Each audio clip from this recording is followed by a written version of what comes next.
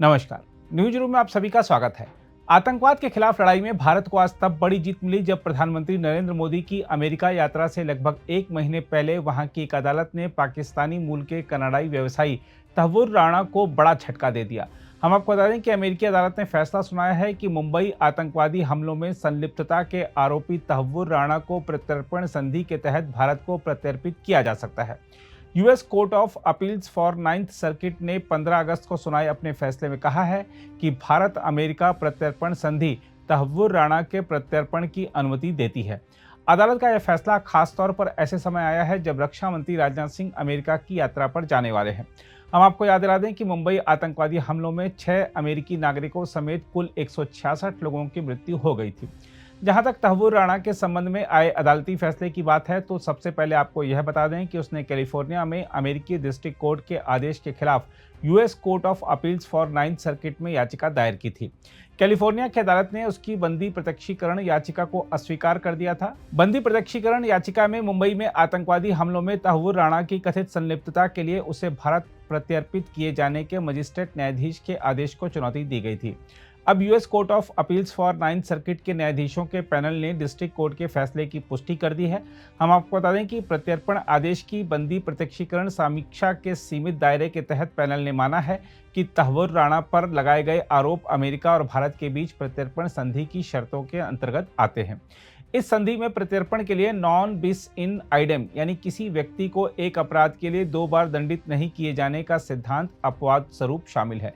इसके मुताबिक जिस देश से प्रत्यर्पण का अनुरोध किया गया हो, यदि वांछित व्यक्ति को उस देश में उन अपराधों के लिए दोषी ठहराया गया हो या दोष मुक्त कर दिया गया हो जिनके लिए प्रत्यर्पण का अनुरोध किया गया है, तो ऐसी स्थिति में यह अपवाद लागू होता है। पैनल ने संधि की विषय वस्तु, विदेश मंत्रालय के तकनीकी विश्लेषण और अन्य सर्किट अदालतों में इस प्रकार के मामलों पर गौर करते हुए माना है कि अपराध शब्द अंतर्निहित कृत्यों के बजाय आरोपों को संदर्भित करता है तथा इसके लिए प्रत्येक अपराध के तत्वों का विश्लेषण आवश्यक है। 3 न्यायाधीशों के पैनल ने निष्कर्ष निकाला कि सह साजिशकर्ता की दलीलों के आधार पर किया गया समझौता किसी अलग नतीजे पर पहुंचने के लिए बाध्य नहीं करता।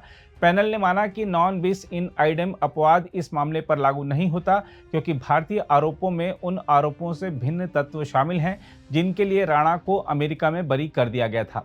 पैनल ने अपने फैसले में यह भी माना कि भारत ने मजिस्ट्रेट जज के इस निष्कर्ष का समर्थन करने के लिए पर्याप्त सक्षम सबूत पेश किए हैं कि तहव्वुर राणा ने वे अपराध किए हैं जिनका उस पर आरोप लगाया गया है। पैनल के 3 न्यायाधीशों में Milan D Smith, Bridget S Bade और सिडनी ए फिट्जवाटर शामिल थे। हम आपको याद दिला दें कि पाकिस्तानी नागरिक तहव्वुर राणा पर अमेरिका की एक जिला अदालत में मुंबई में बड़े पैमाने पर आतंकवादी हमले करने वाले एक आतंकवादी संगठन को समर्थन देने के आरोप में मुकदमा चलाया गया था। जूरी ने तहव्वुर राणा को एक विदेशी आतंकवादी संगठन को सहायता प्रदान करने और डेनमार्क में आतंकवादी हमलों को अंजाम देने की नाकाम साजिश में सहायता प्रदान करने की साजिश रचने का दोषी ठहराया था।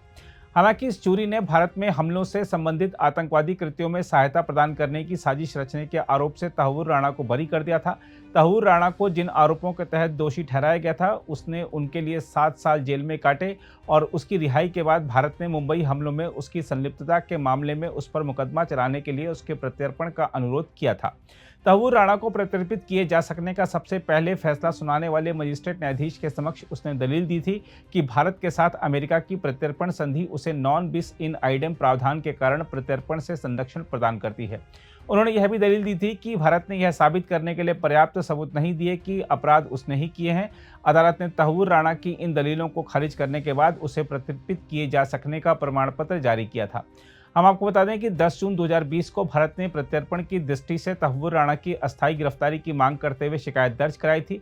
बाइडेन प्रशासन ने राणा के भारत प्रत्यर्पण का समर्थन किया था और उसे मंजूरी दी थी। हम आपको याद दिला दें कि 26 नवंबर 2008 को मुंबई में हुए भीषण आतंकी हमलों में भूमिका को लेकर भारत द्वारा प्रत्यर्पण का अनुरोध किए जाने पर तहव्वुर राणा को अमेरिका में गिरफ्तार किया गया था। इस बीच माना जा रहा है कि एनआईए जल्द ही राजनयिक माध्यमों से तहव्वुर राणा को भारत लाने की कार्यवाही शुरू करने को तैयार है। हम आपको बता दें कि पाकिस्तान आधारित लश्कर-ए-तोयबा के आतंकवादियों द्वारा किए गए 26/11 हमलों में राणा की भूमिका की जांच एनआईए द्वारा ही की जा रही है। अमेरिका में अदालती सुनवाई के दौरान अमेरिकी सरकार के वकीलों ने तर्क दिया था कि तहव्वुर राणा को पता था कि उसका बचपन का दोस्त पाकिस्तानी अमेरिकी डेविड कोलमैन हेडली लश्कर-ए-तैयबा में शामिल है और इस तरह हेडली की सहायता करके और उसकी गतिविधियों के लिए उसे बचाव प्रदान कर उसने आतंकवादी संगठन और इसके सहयोगियों की मदद की थी। हम आपको यह भी याद दिला दें कि मुंबई आतंकी हमलों में 6 अमेरिकियों सहित कुल 166 लोग मारे गए थे। इन हमलों को 10 पाकिस्तानी आतंकवादियों ने अंजाम दिया था। ये हमले मुंबई के प्रतिष्ठित और महत्वपूर्ण स्थानों पर 60 घंटे से अधिक समय तक जारी रहे थे। इन हमलों में अजमल कसाब नाम का आतंकवादी जीवित पकड़ा गया था, जिसे 21 नवंबर 2012 को भारत में फांसी की सजा दी गई थी। शेष आतंकवादियों को हमलों के दौरान भारतीय सुरक्षा बलों ने ढेर कर दिया था। अमेरिकी अदालत ने भले अब तहव्वुर राणा के प्रत्यर्पण की मंजूरी दी हो, लेकिन उसने साल 2008 में ही मान लिया था कि भारत विश्व के सर्वाधिक आतंकवाद प्रभावित देशों में से एक है। हालांकि इसके साथ ही अमेरिका ने आतंकवाद के खिलाफ भारत के अभियान की धीमी प्रक्रिया पर भी चिंता जताते हुए कहा था कि भारत में हुए आतंकी हमले और ऐसी ही अन्य घटनाएं बताती हैं कि आतंकी चंदे की मोटी राशि मिलने के कारण आर्थिक रूप से काफी समृद्ध हैं। अमेरिकी विदेश विभाग की वार्षिक कंट्री रिपोर्ट्स ऑन टेररिज्म 2008 में 26/11 के मुंबई हमलों के अलावा 2008 में भारत में हुए अन्य प्रमुख हमलों का भी उल्लेख किया गया था, जिनमें जयपुर विस्फोट, काबुल में भारतीय दूतावास के अलावा अहमदाबाद, दिल्ली और असम के विस्फोट भी शामिल थे। मुंबई हमलों को देश के सबसे खतरनाक हमले की उपमा देते हुए रिपोर्ट में कहा गया था कि भारत में स्थानीय और प्रदेश की पुलिस प्रशिक्षण के मामले में बहुत कमजोर है और सभी के बीच समन्वय की भारी कमी है। रिपोर्ट में कहा गया था कि हालांकि भारत ने बाहर से आने वाले यात्रियों की जानकारी पाने के लिए विकसित यात्री सूचना प्रणाली लागू कर दी है, लेकिन यह अमेरिका और यूरोपियन संघ की प्रणाली से जानकारी बांटने के अनुरूप नहीं है। हम आपको एक बार फिर बता दें कि अमेरिका की जेल में बंद तहव्वुर राणा को पाकिस्तानी अमेरिकी आतंकवादी डेविड कोलमैन हेडली का साथी माना जाता है, जो 26 नवंबर 2008 को मुंबई में हुए हमलों के मुख्य साजिशकर्ताओं में से एक है। डेविड कोलमैन हेडली और उसके सहयोगी तव्वूर हुसैन राणा को लश्कर की शय पर भारत में हमले करने और डेनमार्क के एक अखबार को निशाना बनाने की साजिश रचने के आरोप में FBI द्वारा गिरफ्तार किया गया था। बहरहाल तव्वूर राणा के प्रत्यर्पण के फैसले के बाद उम्मीद है कि मुंबई हमले के पीड़ितों को जल्द से जल्द न्याय मिल सकेगा। अगर आप भी लेना चाहते हैं देश दुनिया की तमाम जानकारी तो आज ही सब्सक्राइब करें हमारे चैनल को। साथ ही नीचे दिए बेल आइकन को जरूर दबाएं ताकि हर अपडेट आप तक पहुंच सके।